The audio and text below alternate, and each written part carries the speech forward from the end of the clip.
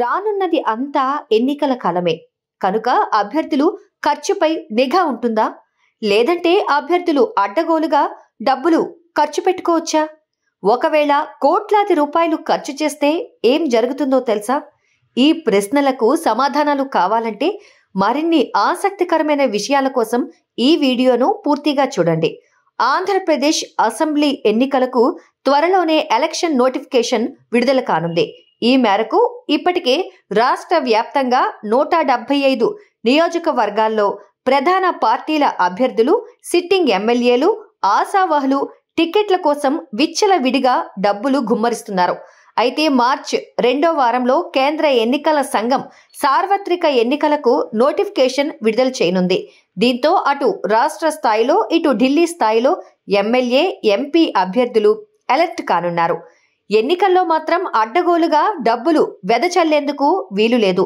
ఇందుకు కేంద్ర ఎన్నికల సంఘం కొన్ని గైడ్ లైన్స్ ను గతంలోనే విడుదల చేసింది. ఇందులో భాగంగానే అభ్యర్థి ఎన్నికల ఖర్చును 2 విధాలుగా జమ కడతారు. ఒకటి, భారత ఎన్నికల సంఘం నిబంధనల మేరకు పరిమితి ఖర్చు.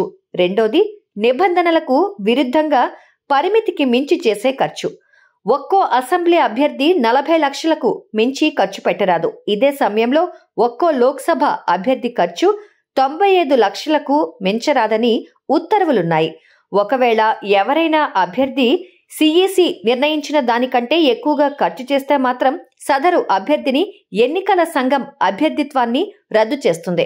అందువల్లే ఎన్నికల నోటిఫికేషన్ మొదలు ప్రచారం, పోలింగ్ వరకు అభ్యర్థులు ఆచితూచి ఖర్చు చేయాల్సి ఉంటుంది.